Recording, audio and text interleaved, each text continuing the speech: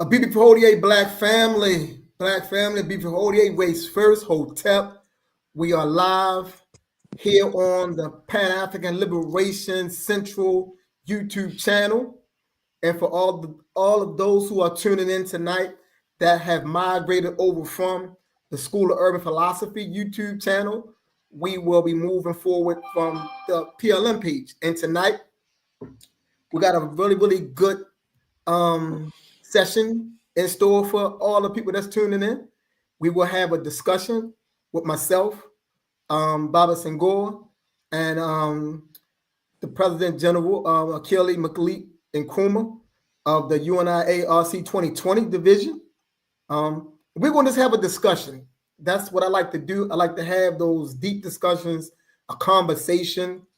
We're not going to interview one another. What we will go as deep as the ancestors push us. And I'm quite sure, just from what I know of these two elders right here, I know the ancestors are going to jump up in here tonight and they are going to run us somewhere.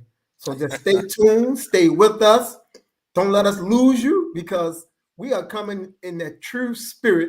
And I'm going to use one of Baba Senghor's concepts, that blacktricity, because he's the first one I heard ever using that terminology that particular way. So I must attribute it to him. And I know that's going to happen here tonight. We will be there.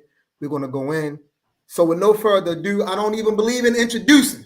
Even none of that. I believe our introductions are our presence. You know, I believe it's our presence. You know, so I'm going to pass it over to them and let them come in and say a few things, and then we're just going to conversate, Black man. So I guess I can start with you though, PG. I guess I'll let you come in first. Well, I appreciate that. The conversation, I think, is real because we're at a time to when people of African descent have not galvanized themselves on the road that is needed to move us to where we have to go. We are still struggling with that European concept of revolution and that European idea of integration. We're still struggling with that. And that's understandable when you understand the process that we went under. But I want to bring to light in 1917, actually 1914, but then 1917 in America, the Honorable Marcus Messiah Garvey brought forth an idea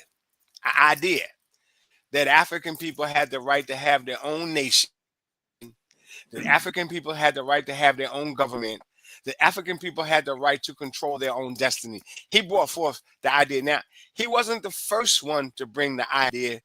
However, he was the one that scared white people to the point to where they began to focus on us and began to challenge any and all that came about with that concept. See, so what we as a people have to come to grips with is the necessity of standing on the grounds and standing on the mission of building our own nation and having our own voice.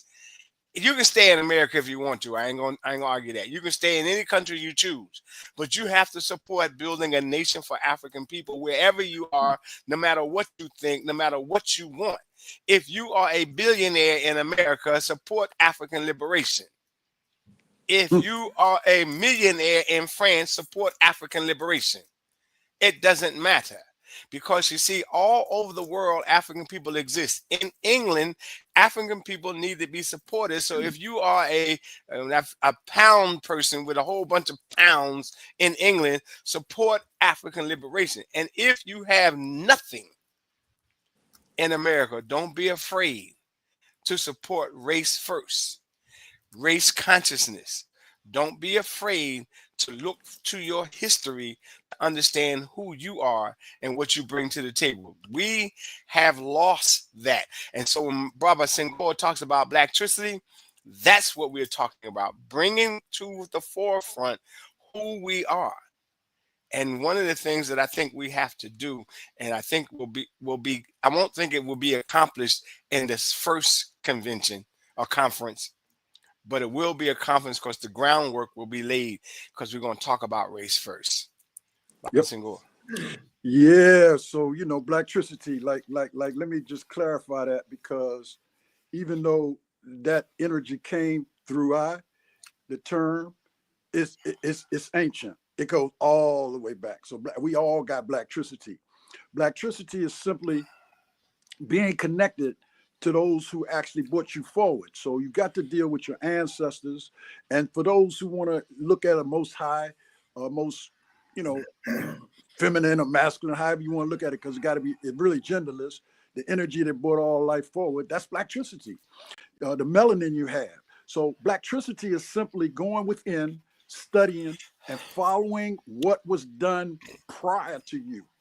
It is so many ancestors. Baba Kili is serving as the President General, and I serve as the first assistant. But we are very clear. We were taught by some of our gigantic ancestors. Yes, sir. Who were taught by Garvey. But even before the UNIA even came into existence, and I want to go there because we're talking about people need to come understand. We are following a line of a black print that was laid out long before Yurugu even came on the scene. Now, when Yurugu, and let me clarify that for those people who might not know, what Rembani has taught us about Yurugu. Yurugu is the evil spirit that exists primarily with the Anglo-Saxon or white people, or the white man. And let's be very frank about it. So I want to be clear. We're talking about bringing forward the spiritual energy that brought life into the world, and it's African. We're Africans. For years, the PLM, and I want to give proper respects to you before we get into any dialogue, and to the PLM, the Pan-African Liberation Movement, because these race first rallies that have been done for many years were setting the stage to take us to now this race first convention. Together is better. So whether or not you in the UNIA or not, which we wish everybody was, because for real, like the PG said, it was set up for all Africans. But anybody doing anything to uplift us back to our traditional greatness and get sovereignty back should be aligned with each other. And in these times, we're being warned, not by Yurugu, but by our ancestors, that it's time for us to wake up, connect with each other, utilize each other, strategize with each other, and build forward. Because race first is very important. Pan-Africanism is very important, but I'm a universal Pan-African nationalist. So I'm looking to do everything the PG said, help to build the nation, help to do what I'm called to do.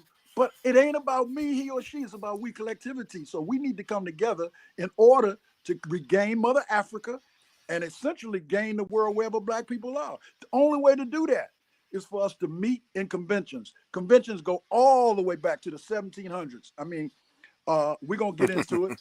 And I want to hail you up, though, my brother, too, Imhotep, because not only have you been practicing practical Pan-Africanism, nationalism, you've been building, but you're writing about it. And PG, you got to get a hold of his latest book. Because this brother, I mean, all his books are great, but this one is right on line with what you, me, David, Dr. Tendai, all of us been talking about, is how important it is for us to be connected to our ancestors that gave us the black print to go forward, all the way back to Haiti and all the way back to Kemet.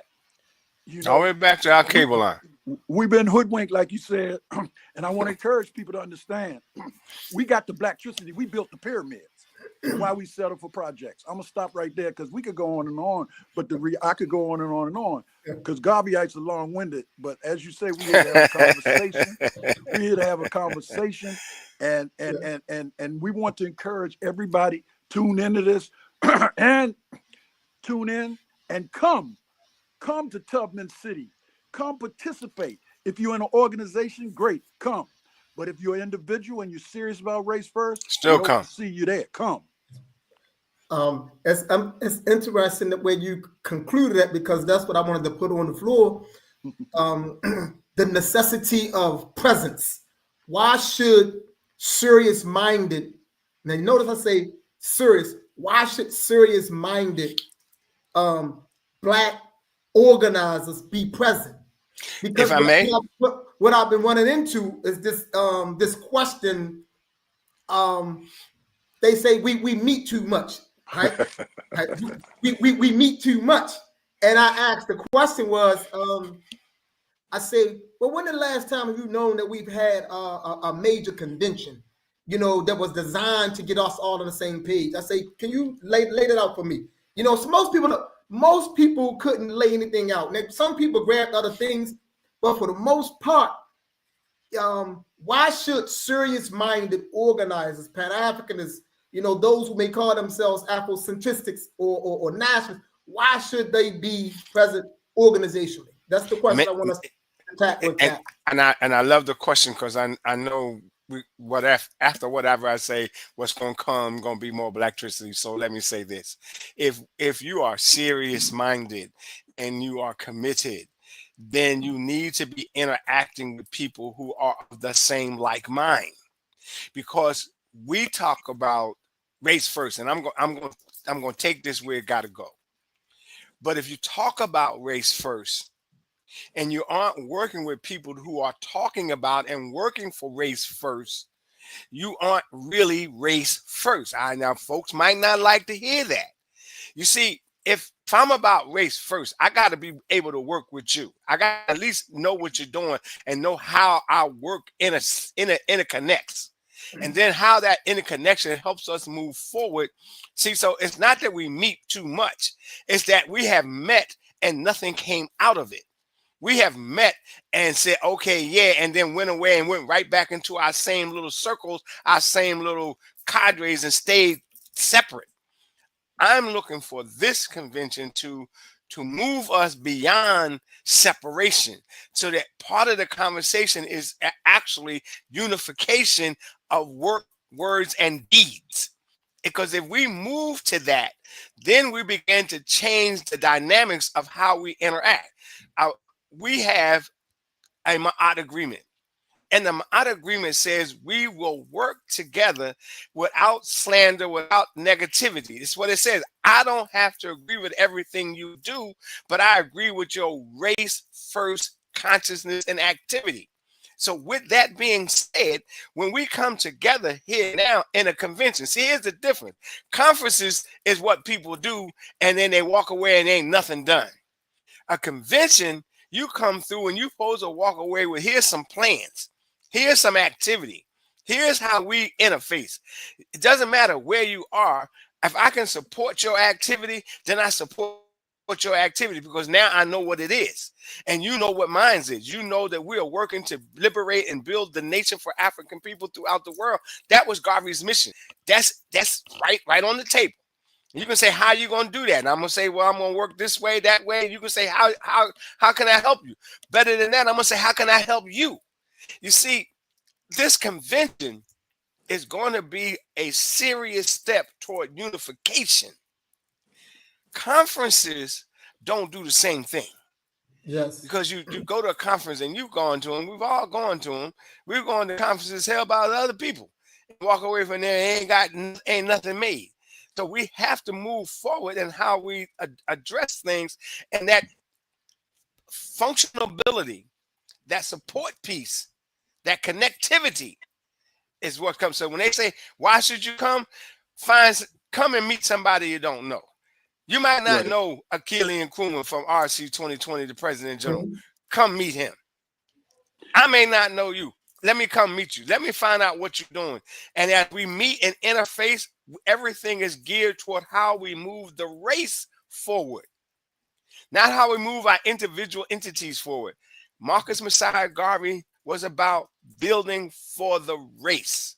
And I bring him only because, not just because I'm a UNIA ACL person, but because when you talk about race first, he comes to mind as the most elder, senior, transition spirit, other than those that came before him. And we know some came before him, but Garvey took the brunt. So, yeah, let me chime in right here. So, I can understand people are tired of meeting and not getting nothing out of it, but this convention is, first of all, it's never been a race first convention. Let's put that on the table. Yeah, ain't nobody had no race first convention. I mean, but there've been conventions that have been focused on maybe issues of race first, Pan-Africanism, and unity. And historically, most conventions come out with something. We would not be here today That's If it were right. not for the ancestors that had conventions back in 1700s, 1800s, and all the way up to Garvey's convention, we wouldn't be here talking right now if that wasn't the case. We didn't get all the job done, so we need to continue it. So again, I understand people don't want to meet, but the European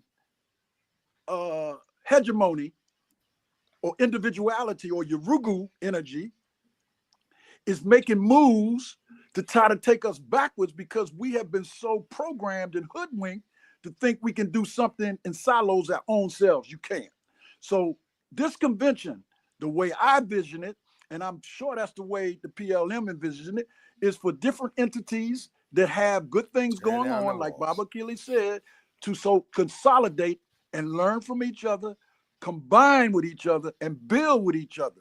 So I would just encourage everybody that says you're meeting too much, come and see. This is the first one of this nature that's been done. And it was rallies that led up to this. I know brothers and sisters that have been doing rallies as far away as Arkansas. We did one in LA. And when during one of our conventions, we did a Race First rally there. So I understand the energy that's building. So we calling on all the RBGs and all those people who understand African fundamentalism. See, that's another thing. African fundamentalism. We're fundamentalists. We're clear. We race first. And we know it's a lot of people talk the talk, but we want to walk the walk and come out with a plan. So this is not a coming together to meet and greet and love up one another. This is a planning convention. So what comes out of it is how we move forward. The perfect example is I know at least 6 groups. I'll say 6 that are going to have representation there. We call on all Garveyites. All Garveyites ain't necessarily working with us to rehabilitate the government. Some just got entities. They should be there. Anybody doing any schooling of African people should be there. Anybody talking about economic development, it ain't about having a business. It's about building the economic means so that we can move forward. Africa is calling us right now. Everybody's all excited about Brother Traore and the Sahel states. They need more organization, just like we here need to be organized. So in organizing, you come meet with each other, and at this convention, and I'm sure Brother Imhotep ain't planning on us just coming and talking to each other. We come in to plan strategies about how we move forward and to find out what each one is doing. Closing, Baba Keely mentioned the Mahat agreement. We got too many our people fighting each other, man. And what we do is we put this like out there because we got to follow Mahat. We can't be fighting each other. We can't be debating. We can't be doing all that crazy stuff if we're building a nation. And you don't have to agree with everything with everybody, but don't be disagreeable with each other. So I encourage people that have issues, come and learn something, just this shot and see. And then afterwards, talk to us and give us the constructive criticism if it's like all the other conferences, because I guarantee you it won't be. Well, may I say something before my brother comes back in? It's on the screen. It says Dr. Khalid said we are convention junkies.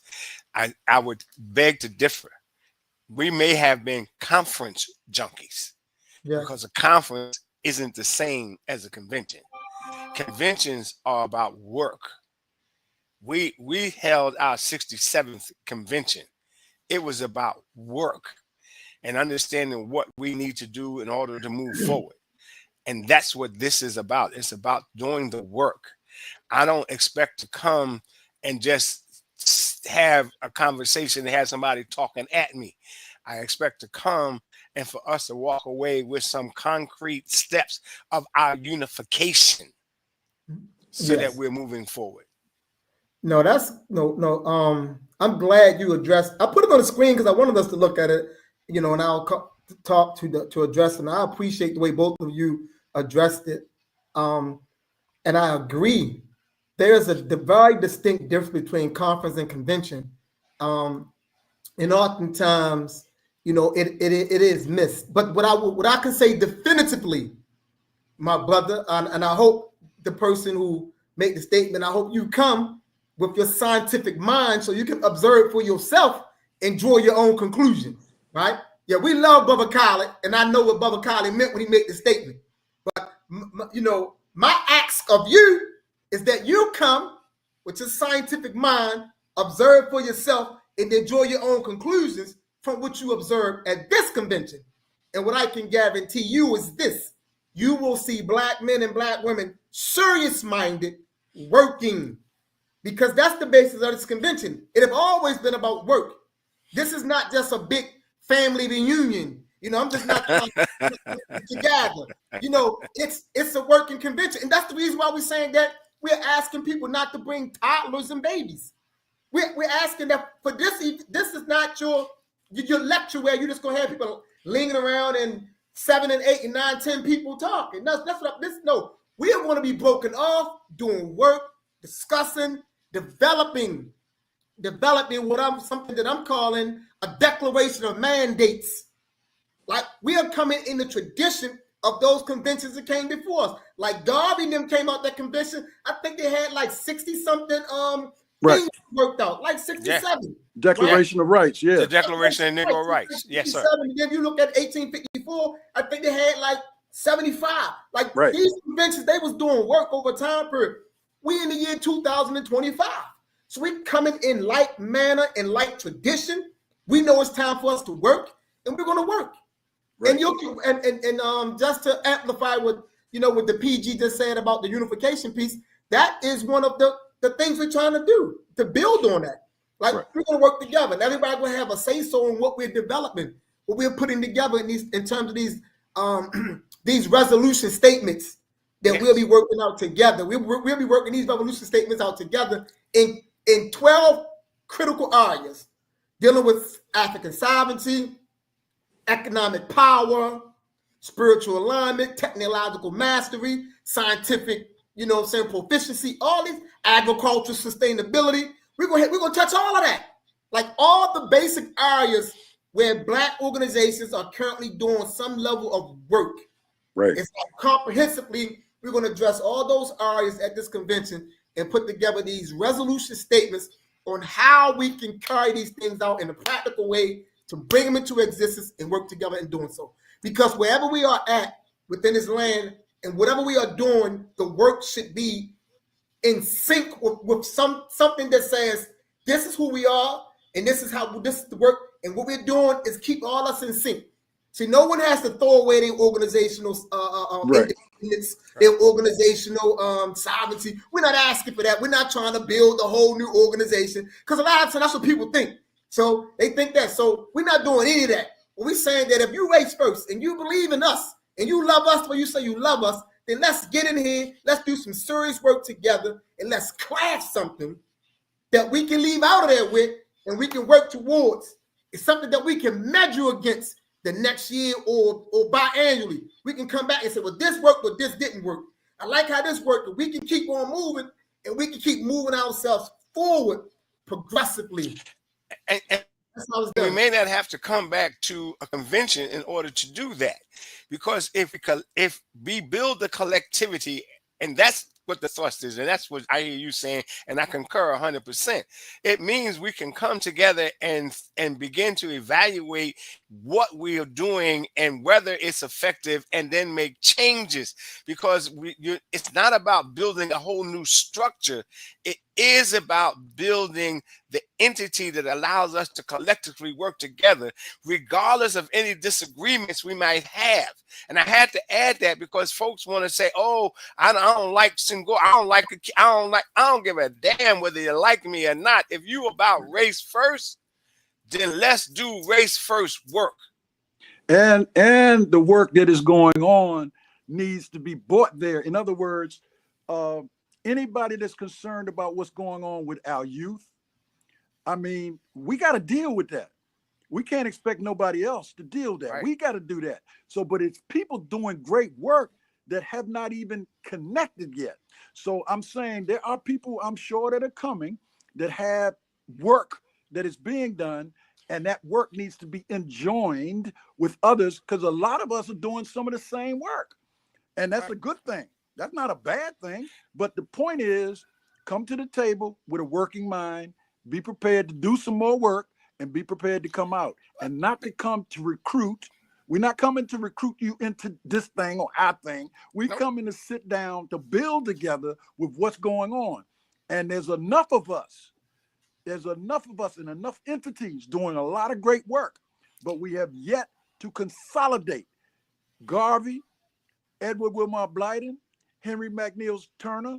I mean, I could go on and on. Anna Julia Cooper, Henry Sylvester Williams. All those ancestors were working, and they left us something. That ancestral energy is with us, but it comes down to what are we doing today? And we see this, as Imhotep said earlier, as an opportunity, now that everyone's scrambling and everyone's been gone this way and that way, to come back home to do for self together, build together.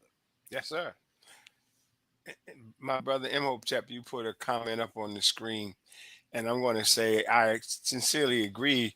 We need to see one another and what we're doing and where we are going. But we won't do that if we don't come together and shake hands and give hugs and say, this is my work, this is your work. And how can our work see? Let me be clear. So whoever's listening, it's about the work. See, it's the work that has to unify us. It is the work that we have to build upon. It is the work that in whatever corner or area that you are working in, it has to become a part of the mainstream that we are working together towards.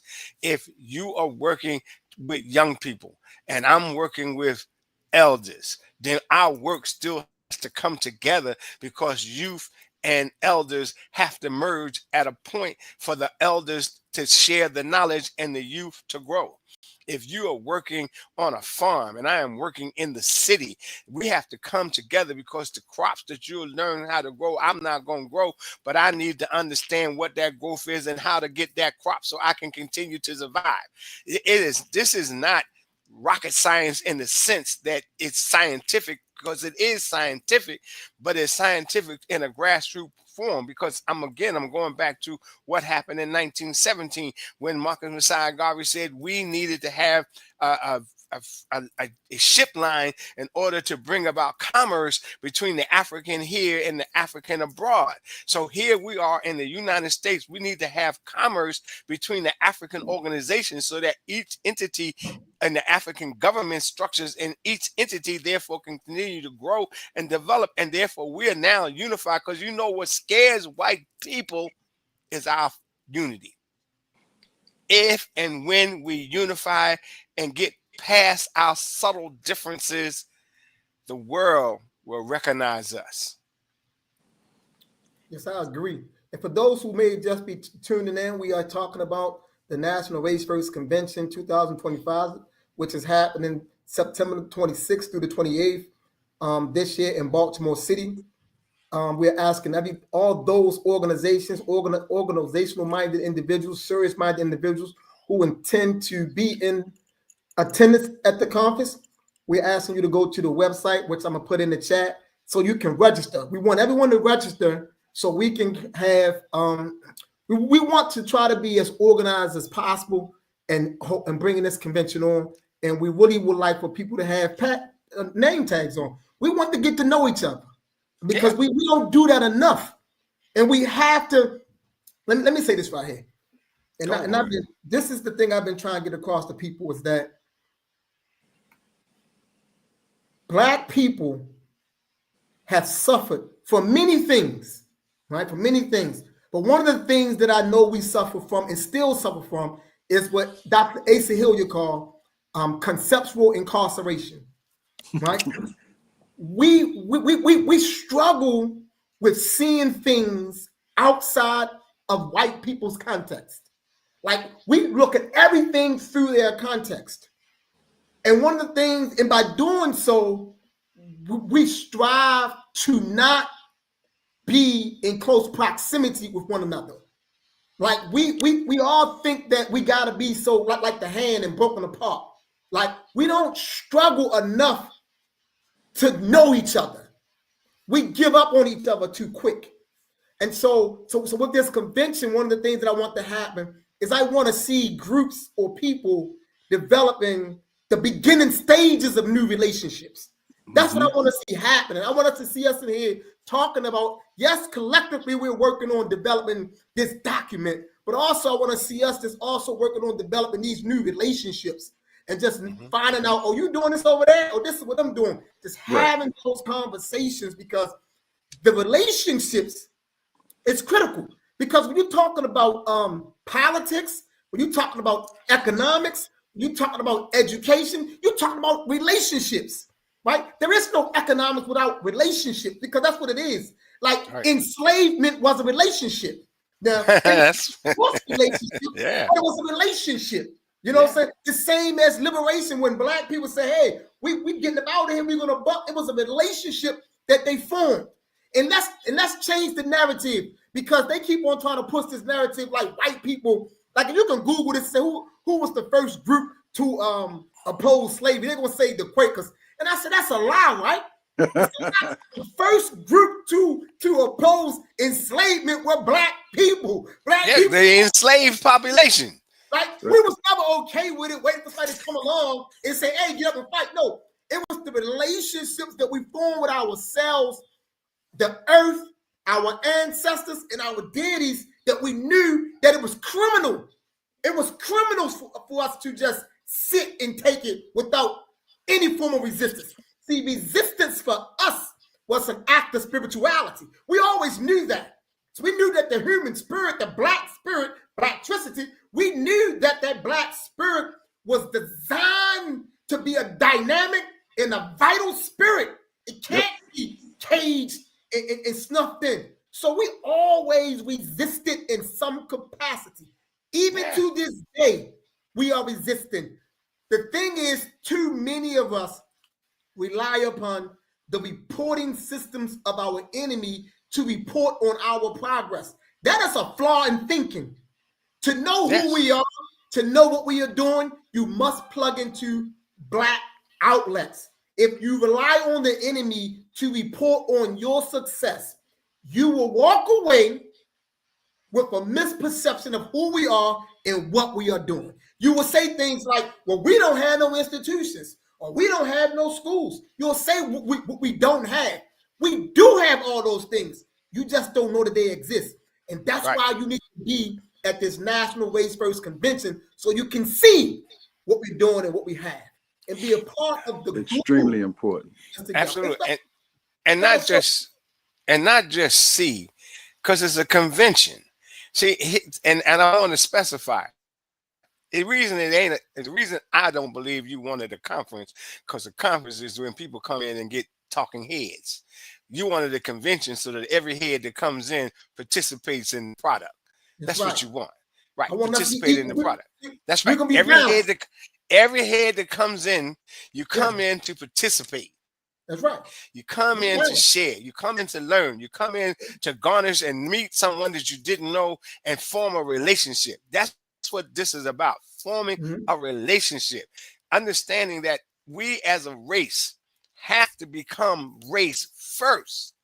See, it's not an accident that we have all of those other issues, you know, like when they said you like 5 fingers on the hand, right? Separate but equal. No, hell no. 5 fingers on the hand make a fist. Now I'm equal. See, now I'm equal. Because now all my fingers are united and connected, not just individually, but collectively. And what we have to come to do is build that same fist based on our race first consciousness. So whatever work you are doing that's to move the race forward, we have to also be a part of that work. I don't have to agree whether I like you or not. Don't have a damn thing to do with it. You working for the race. Excuse my expression. I do apologize. I'm not trying to offend anybody, but it's serious to me. It's serious because what we have had the problem with is being able to come together collectively and say, I'm going to move the needle. I'm going to move the needle. And moving the needle means that I'm going to change the dynamics of how we interface and interact. Because if I know what you know, like again, I'm going to say it again. We ain't got to like each other. What we got to do is recognize we're working for the race and let the work unite us. Let the work move us forward. Let the work be the significant piece. It ain't about Imhotep, Senghor, or Baba Akili. It's about the work that we all do and how we therefore move the work forward. Because liberation, liberation, like Malcolm said, freedom and revolution is bloody. Right. So we're going to get That's away right. from the blood, and I don't know that you can, but if we're going to get away from that, the first thing we got to come together is to be realistic and be one. Be one and be respectful, be working together, be collectively motivated together. I am because you are. And because you are, therefore I am. So I want to chime in here just to talk a little bit about the organization. See, when I say organization, I'm not talking about your individual organization. I'm talking about your organization organizing with other organizations, institutions organizing with other institutions, because Race First does that for us. If everybody that comes this with the Race First movement sits at the table, it gives us power. That's power. But what you do with that power is you organize to go out to build more power, to go out to influence more. So whenever you have a convention, a Race First, and like I said, I ain't never heard of nobody doing a Race First convention. I heard a lot of conventions, but this is very, very, very vast, cosmic. And it's important right now in 2025 for Africans to have a Race First convention for us. And Race First groups come together so that we can work closer together, build stronger and solid relationships in what we're doing. Everybody don't have to do the same thing, but if you're doing anything to uplift us back to our traditional greatness, you should be there. Any group, any organization, it could be a local organization, it can be a national organization, it can be an international organization, but organization means come to the table, organize with someone else, get to know someone else that's moving like you in an organized fashion, and that is how we produce power. We've been so hoodwinked with the Urugu virus that we think as individuals we can do something. You can't. You got to be collective. You got to be cooperative. You got to have a collective. And that does not mean everybody has to be in the same collective, but collectives need to come together. Cooperatives need to come together. The very word collective means collecting. The very word cooperative means cooperating. So as Imhotep said earlier, everybody that comes is coming for healing, coming for nurturing, and coming to share what they're doing and how they can do better. As Roy say, it's about the spirit of the do-do. Yes. I agree. I appreciate that. And the brother put this, he said, because the people are consumed in individualism, we don't have counter institutions to confront and break down individualism. Once again, I appreciate you engaging us, my brother. However, I must disagree with the statement. We do have institutions, and that's the point that we are making. Many people just don't know about it. You have institutions, and you have groups of people that's doing great work that's not operating from the paradigm of individualism. Now, granted, yes, there are some people who are consumed in individualism, but that's not our concern. Our concern is for those who are working to get free and to get liberated. That is the concern. And we have to stay that way, because if we consistently frame our arguments from the position of what we are not doing or what we do not have, then we don't get anything done, because that creates immobility. That creates that stagnation. Our arguments cannot commence from what we are not doing. Anything that we observe that we are not doing, that we feel need to be done, then we need to do it. That's my position. See, I'm never going to frame my argument from the position of what we are not doing as a people. Anything I look into my people and see that we're not doing, that I feel we should be doing, then me, and my organization, PLM, then we proceed to get it done. I've always worked with an organization. My organization, PLM, we have done some serious, great work for a very long time. So I don't take credit for anything that we have done as an organization. We have done it as an organization. And as an organization, we have built families. As an organization, we built institutions. As an organization, we have healed people. We have helped people. As an organization, we have stood on the front line. As an organization, we have organized against terrorism and aggression. As an organization, we have supported organizations. As an organization, we have worked with organizations. So we, as an African people, we do have the means to get this work done. We have to shift our thinking in relation to what we think about us. We have to change how we see us. And we must understand that we are the greatest, we are the best, we are the grandest, and we are the most perfect and sound people standing on this planet. We have to come to understand that. Now, do we have some problems, some issues? Yes, who don't? We got a very determined and persistent enemy that's pushing in consistently, that's meddling in our lives consistently. So yes, we have some problems, but those problems does not negate the fact of who we are. Yes. And part of the work that we all are doing is to help our people come to the realization of who we are. Because the more of us who come to know who we are, the better off we will be as a people. Let me go ahead, PG. No, you go ahead, PG. What I was going to say to your point, that's what makes this convention, this Race First convention, significant.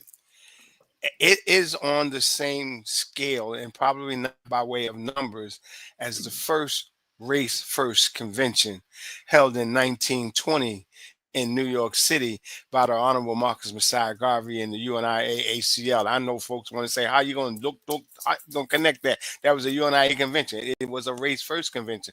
Look at what came out of it. Look at who attended. Look at the variations of people that came from around the world and who put forth the Negro rights and how did we started that struggle. So yes, it is not about individualism. We're no longer consumed with individualism when you at a Race First convention.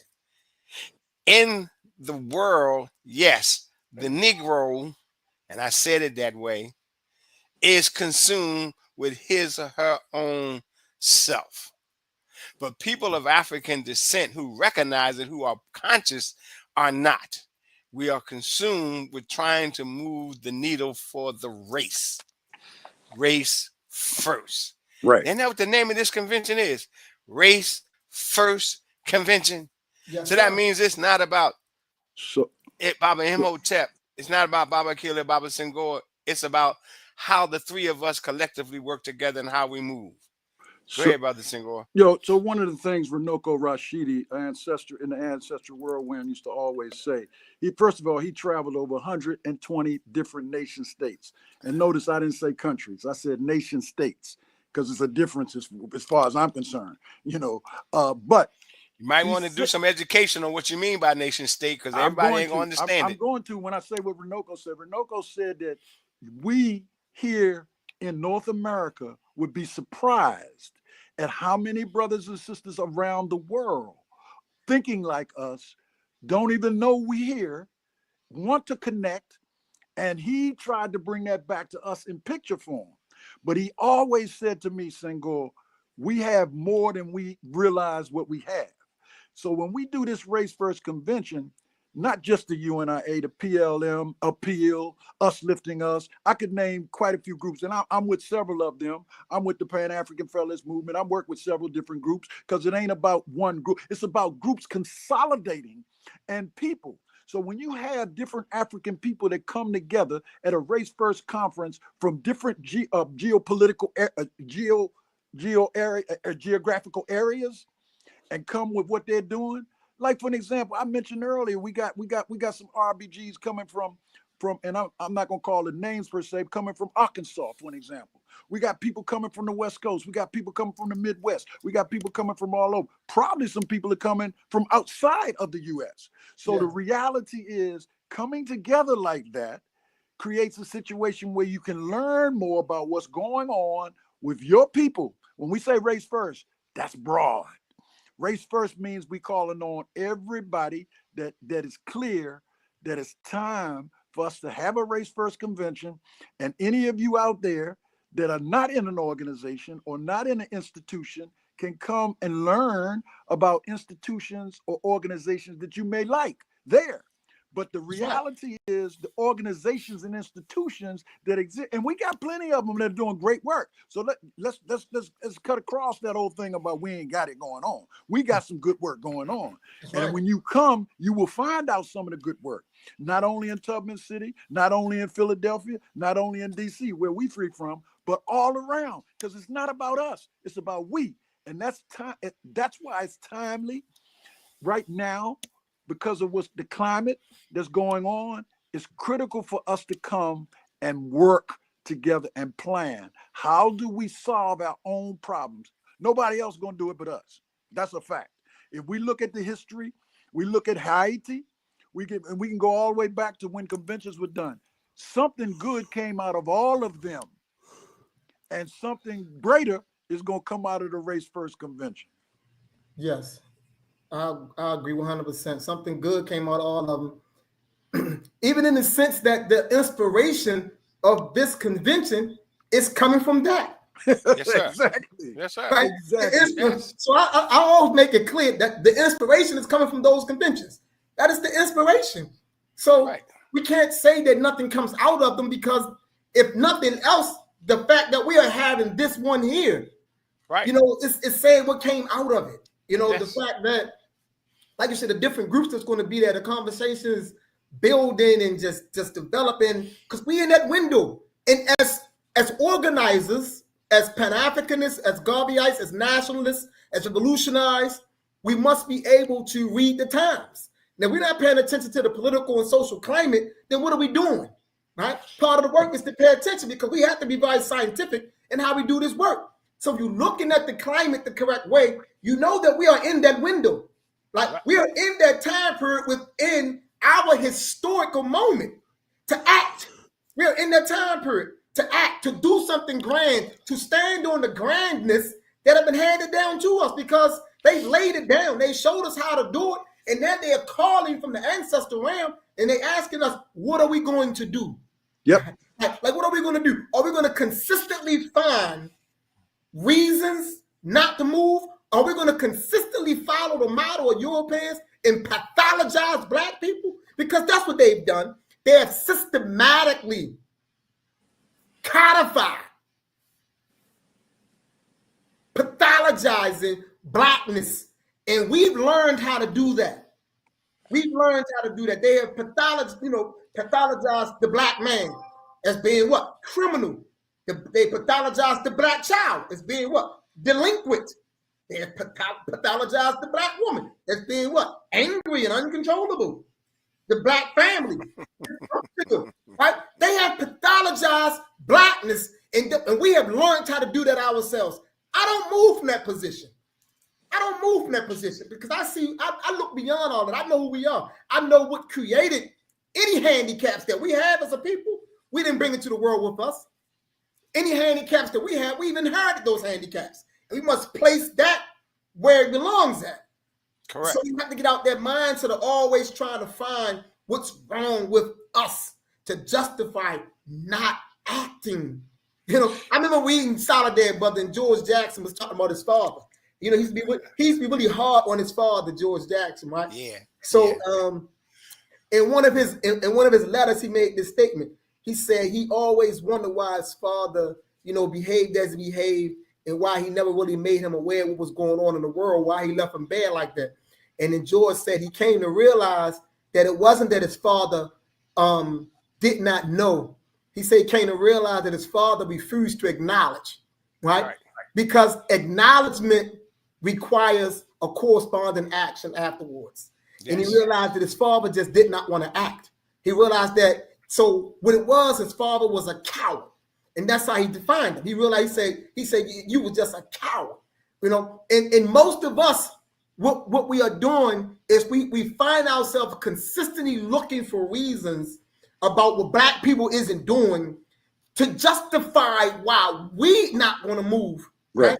Because really, it's not that Black people not doing anything. Really, the person don't want to do nothing, him or herself.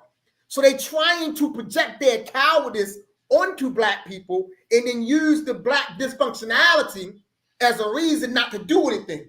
But in essence, it's cowardice. Because there's no way you can stand in the United States of America and not see what's happening to black people and not be compelled to do something good. It's no way.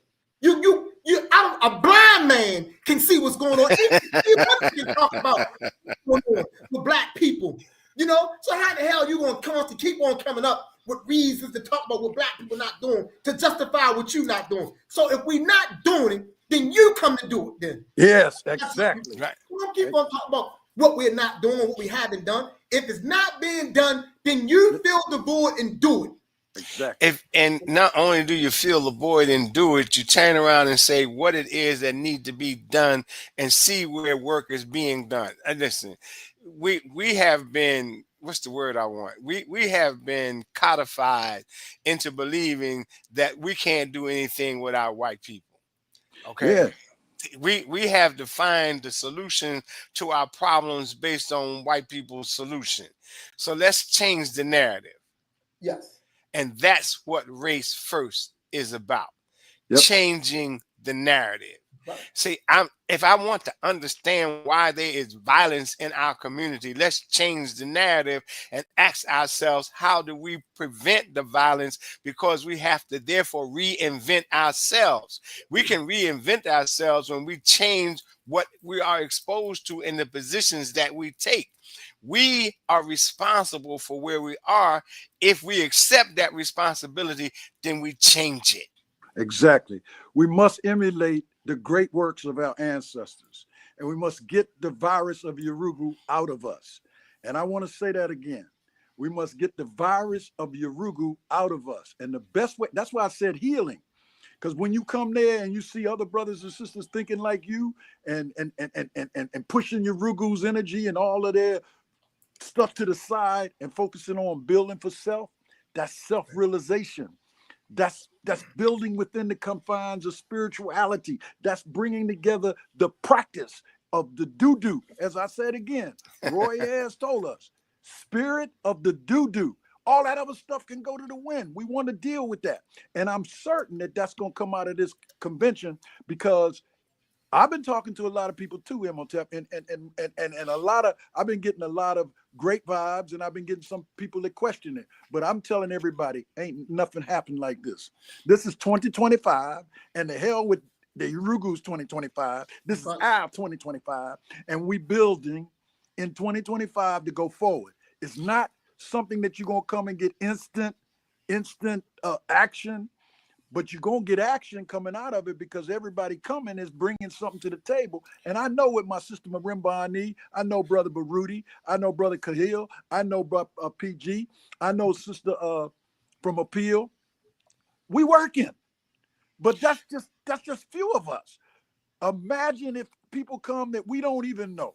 This is an intergenerational thing too. This whole thing, I know Imhotep can understand what I'm saying, because we're not just 74 or in our 70s or 50s. We got the spirit of our ancestors in us. That's what I'm talking about, Blacktricity. So I'm not coming in the person of Senghor. I'm bringing the ancestral energy. And what the ancestors tell me, I know that they're going to tell Imhotep something. I know they're going to tell Marimba something to present. I know the ancestors are going to be there.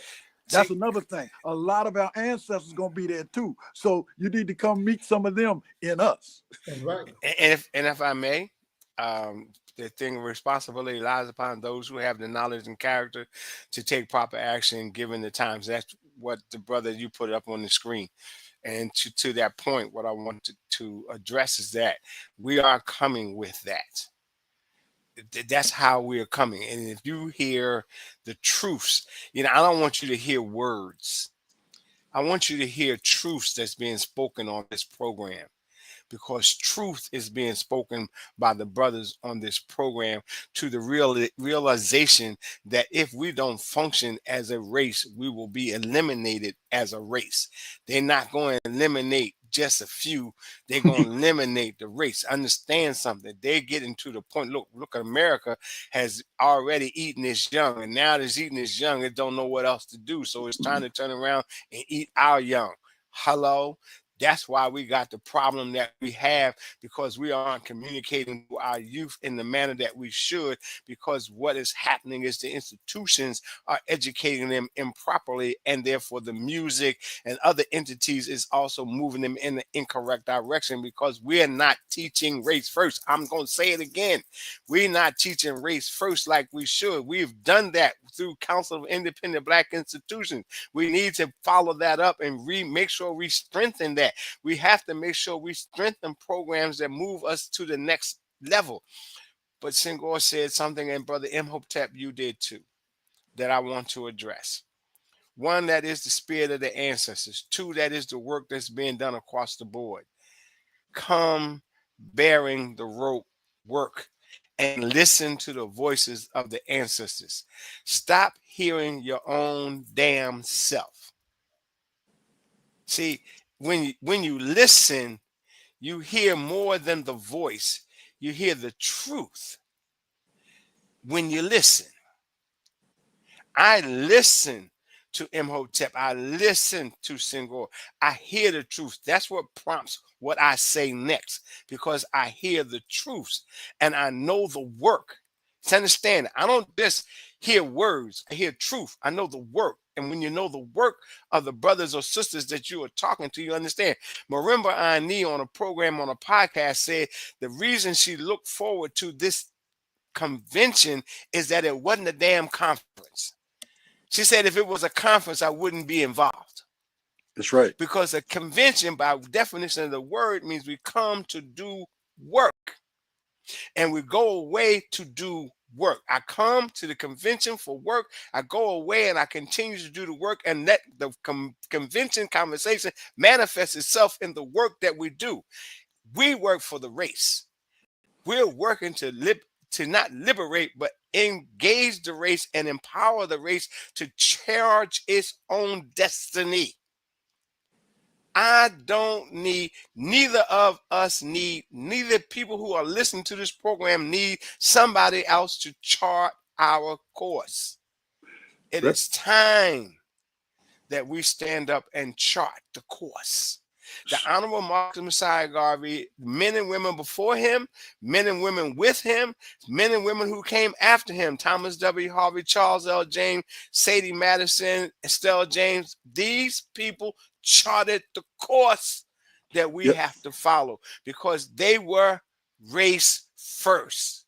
Yep, and I'm glad you said that, because I've been getting good messages from brothers and sisters abroad. I know my brother Shaka Ra is going to be with us from the UK, but it's other brothers and sisters have been hitting me up, Imhotep. They can't wait for the outcome. They can't come physically. They've been asking me, is it going to be Zoom? Is it going to be on?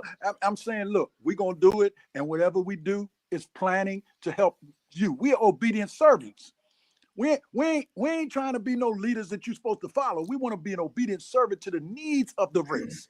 I want to stress that, because that's the way we've been trained. That it's not about me. It's about the ancestral energy that brought us where we are.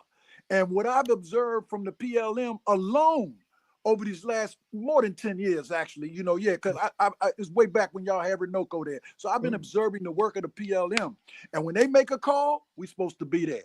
Now, because the reality is they are doing the work that other groups are doing. And this is an opportunity for us to consolidate all that work. And that's why I say out of this Race First conference is going to come not just Black power, but it's going to come Blacktricity. We are all going to be fired up more, and we're all going to learn from each other, and we're going to bring something to the table, and we're going to lead by putting something on the table and building on it. But it's not just going to affect those of us that are there. I want to stress that. Right. It's other brothers and sisters that are waiting for the results that come out of the Race First. You see, because the Race First rallies, and Imhotep, I want to applaud the PLM on those rallies, because over 5 years or so, doing the Race First rallies were preparation for this Race First convention. So we rally, and I want to say this to my brothers and sisters, because I love music. Music moves you. That's Blacktricity. But negative music will kill you. Positive music will lift you up to your true self. That's also Blacktricity. Negative music will kill you. And that's what's happening. We need to come together to understand that we've been attacked. We are constantly under attack with the Urugu virus. And like Francis Cress Welsing, Marimba Ani, and there's so many others who have warned us about addressing that and warned us to deal with ourselves. When I first met Mama Marimba at something that Brother Ajay Akoto and them used to do at Nation House, they were building ancestral altars in Virginia in the land, and I was blown away. But guess what? Dr. Clark, Dr. Yosef Benjo Cannon, Ivan Van Sertima, Queen Mother Moore, Amy Jocks Garvey, all of them are in us because they did their thing here. The question is what we gonna do. And when I heard about the Race First convention, I was excited because I say, here we go. PG know what I'm talking about. I know you do too, Imhotep, and I want y'all listeners to understand. Here we go doing something significant for the race, calling us to a Race First convention to work. All of that other stuff, all that other hoopla. I mean, we got this big dance that's happening now in the South, and I love it because I love the Gullahs. You know, I love that. You know, the boot dance, and everybody doing it. But now we got to take that energy and bottle it and put it in our mind and do something to help ourselves, not just have a good time. That's a spiritual energy that's telling us it's time. If you got brothers and sisters by the thousands on fields doing a dance together, what can you do when you sit at the table and plan together? See, that's what this convention is going to be about. And I'll go one step further. Whether we sit and plan, if we can consciously understand how to interact with each other, it will render its own development and movement. Because when we talked about the Race First conference and we first mentioned it, and I think Imhotep was there when we were in DC. I said initially, I will be there. I didn't ask a question. I didn't say, what's it about? Because he said Race First.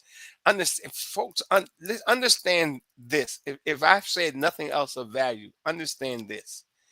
Race First is the epitome of moving us into the proper scheme and direction, because the ancestors, those before Garvey, those who dived off the ships to say, I choose death to life imprisonment, those who stood the imprisonment, which was called slavery, those who stood the codification and on the continent of Africa and the separations, all of us have to be race first.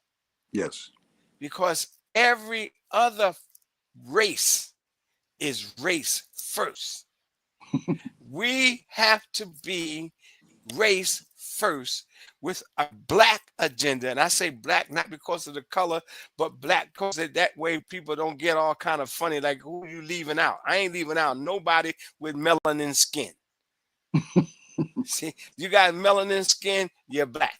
And I don't care if you Puerto Rican, if you got melanin skin, you need to come to grips with the fact that on the continent of Africa is where your language come from. For real, for real.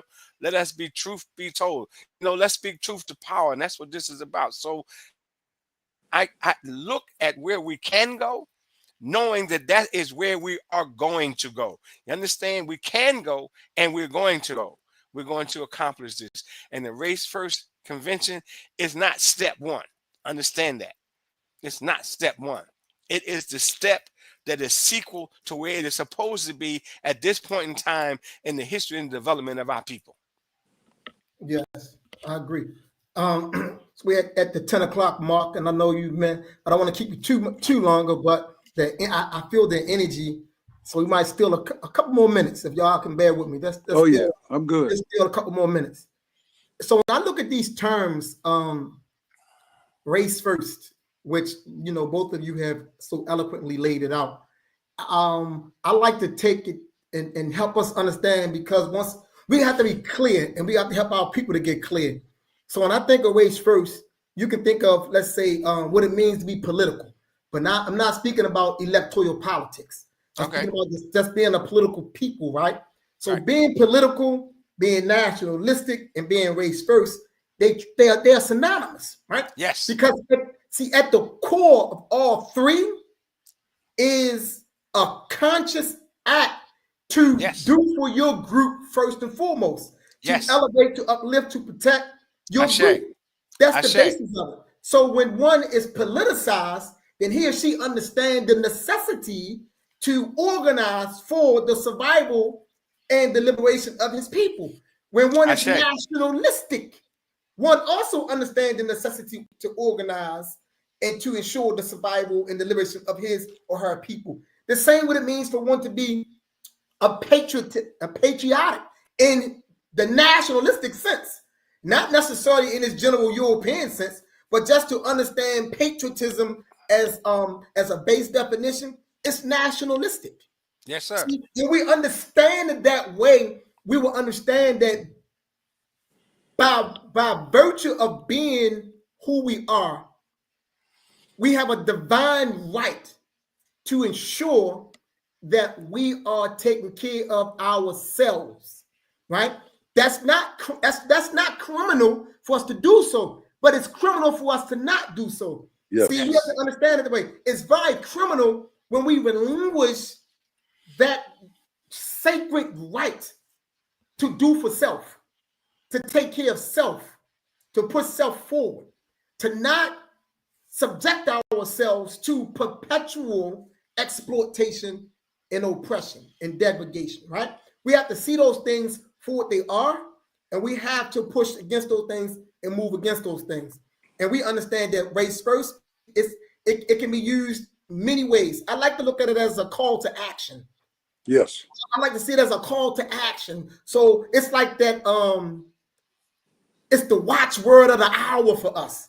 Right? Like race first, like we hear that. That's the equivalent of the talking drum. It's like, so you heard the talking drum, you galvanized and moved around the drum. So race first is the call, right? It's the call to action. Then that's a response because we Black people. And, Yes.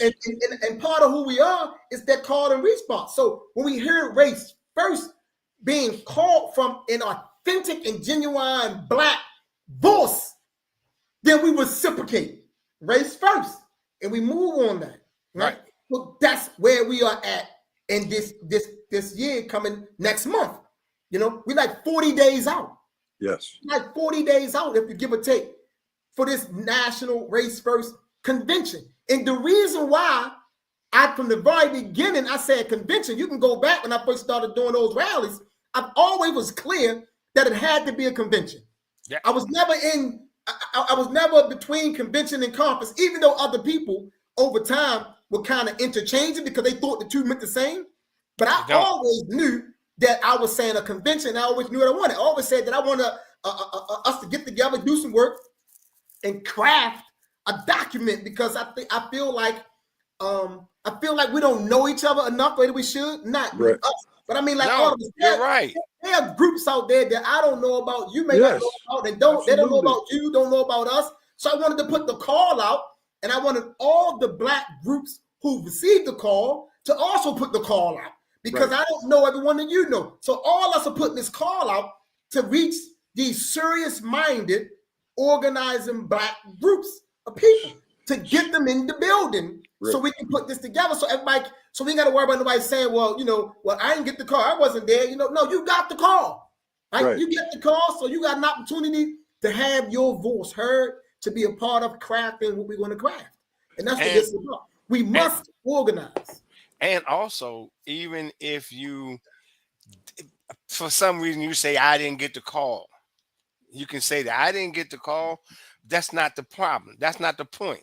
The point is the body came together and the body spoke to the mind, and the mind is now speaking to you. You now have an opportunity to take a look at what was crafted and created and either buy into it or offer some suggestions or offer some input. You can do it if you ain't there. If you're not there, you ain't excluded. You just wasn't there. See, it's a convention, damn it. It ain't a conference where you come together and we tell you everything. We're coming together to learn everything. We're going to learn people that we don't know. We're going to craft the message. And then when we push the message out, when the message goes out, you can say, well, I wasn't there. That's okay. The message is about Black people. The message is about Blackness. As Singo likes to say, Blacktricity. And the Blacktricity is what runs through our veins. If you got a problem with Blacktricity because you wasn't in the meeting, next time, get in the meeting. Right. So, let me say this, because I really appreciate this whole conversation, because from vibe to spirit and then to soul. And I want to make that clear. I'm appealing to all that's listening to this. Understand that it's in your DNA, it's in your nature, it's in you to do something significant for yourself. And you have to do that with someone else. So that means come and meet your brothers and sisters. Come and meet and connect with your brothers and sisters. Calling on all the RBGs. Praise the red, the black, and the green. The only way for brothers to be and sisters to be redeemed is for us to open up our eyes and understand race first is the key of bringing us together. But that's just the beginning. Once we're clear on the race first, Imhotep, you said it. The race first is a call. It's a call. All right. And when you come, what you doing for your race? What are you doing? What you going to do for your race? What you going to do for your people? Young brothers and sisters need to come. I want to appeal to everybody. I'm not trying to exclude the old heads, the OGs. Y'all come too. But it's our young brothers and sisters that we are building for. They and the PG, you've always said this. They're not our future. They are our present. So present. all of you young brothers and sisters out there, all the people got organizing groups that work with young people, you need to be there. Because the reality is, like Sam Peter K. Collins said to me, Senghor, there ain't no generation gap with those of us that's race first. And, I know I'm still a child. I'm still learning. And I've been around a little while. But it ain't about me, he or she. It's not about us, y'all. It's about we. And that's why it's so important for you to come. Registration. What does registration cost, Imhotep? Nothing. Just go to the website. Don't go no further. You see, it don't cost you. I mean, you can get to BMO, you register. See, conferences charge you $200, $300, $400, but because this is being called by the ancestral energy and it's spiritual, and the PLM is very clear, register so that we know who's coming and who's gonna be there. But it doesn't cost you any money. You hear me? So, brothers and sisters, what it does cost you is to get there. Get there and don't be square. I hope to see y'all there. I look forward to meeting some people there. And I listen, we can learn from a lot. The Zen generation, y'all got a lot to offer. So don't feel like this is over your head. This is for you. We building for the race. This is for our race. This is for our youth. This is for us. Yes, because all of us. It's about our legacy. Because, and I use terms Zen generation, and I get all messed up with that crap. I understand. I mean, I know. I do. I know. I understand the X generation. I got you. And I try to do it too. But my point is, and I try to keep up with it, try to understand it. But at the same time, here's what I understand significantly. Our children, our young people need us now. Yes. And they need us to function on with a race first philosophy. Now, I could say that Marcus Messiah Garvey had it, but he wasn't the only one. That's right. He was not.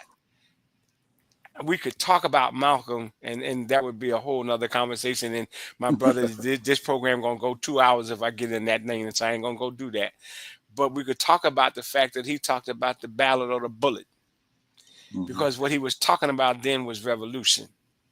And the revolution was changing America. So I'm not going to talk about the ballot or the bullet, because the ballot ain't going to change crap for us. And we don't need the bullet at this point. What we need is mental understanding of where we are and how we move forward. And then we need the bullet. On the continent of Africa, we need the bullet, because we have to understand we have to have a landmass that is unified for us as an African people. That's what Garvey was about. And he wasn't talking about the bullet. What he was talking about was building the type of commerce and the political structure in order to make it happen. We have to do that. This Race First Convention is another step that's connected to the convention of 1920.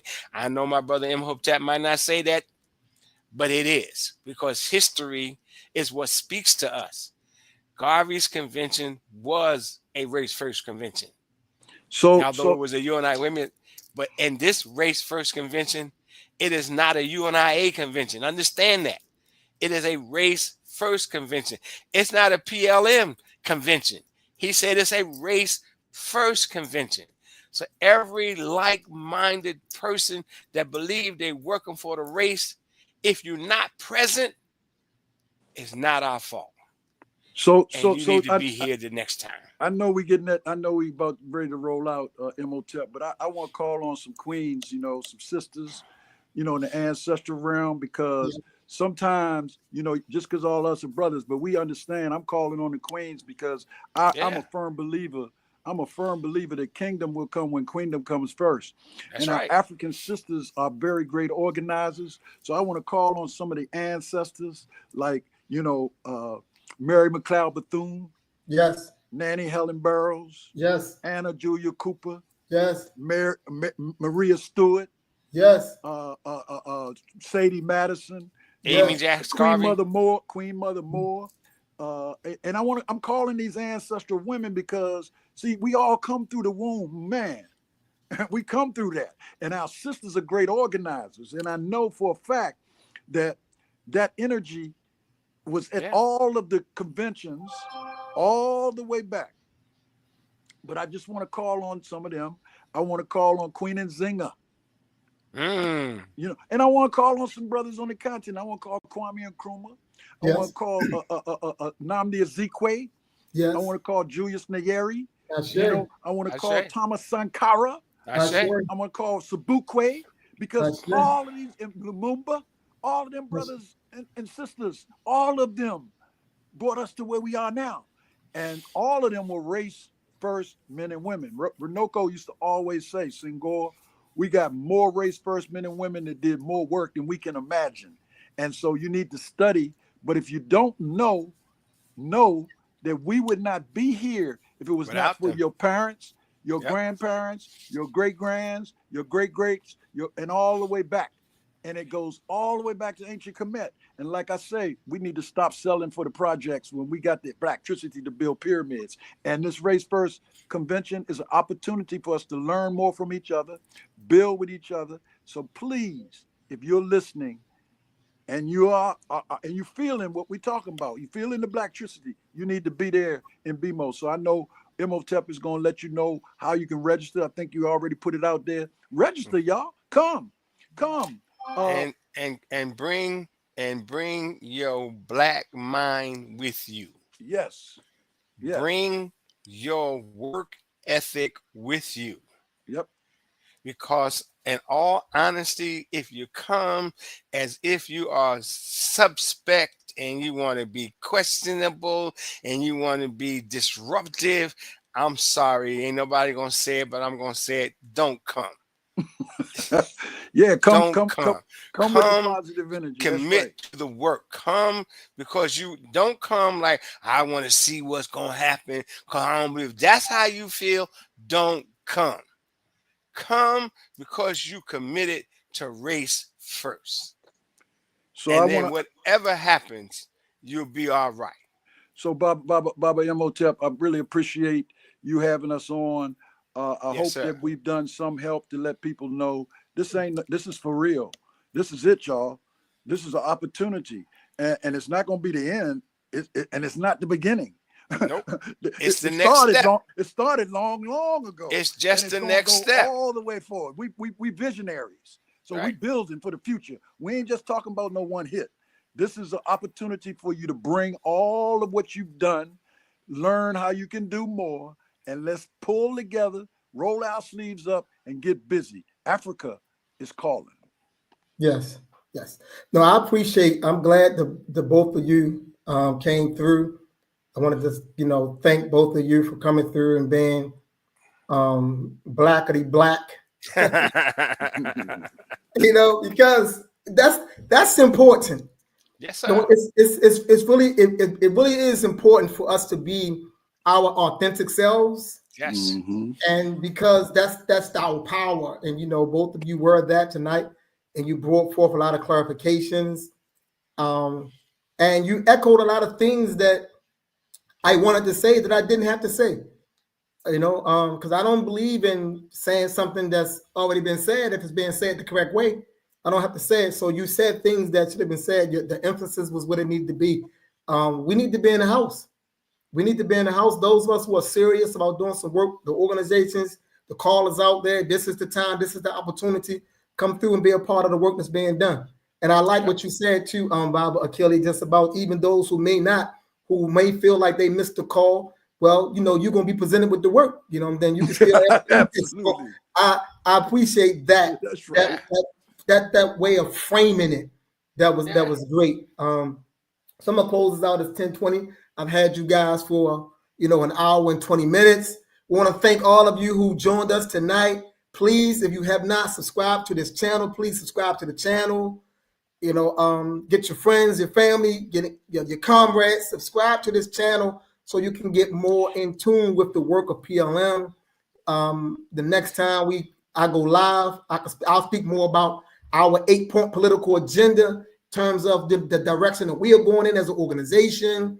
So you can just be a part of that. Anyone who's been a part of my School of Urban Philosophy YouTube channel, I have a simple phrase, and that's where we are straight up, straightforward, and straight to the point. So now I got to pour that over here to PLM. So we are straight up, straightforward, straight to the point. And having said that, we're going to say a BB for Hodie and race first to all of you. Race first. Race first. And my brother, let us come back together after the Race First convention. Sounds good.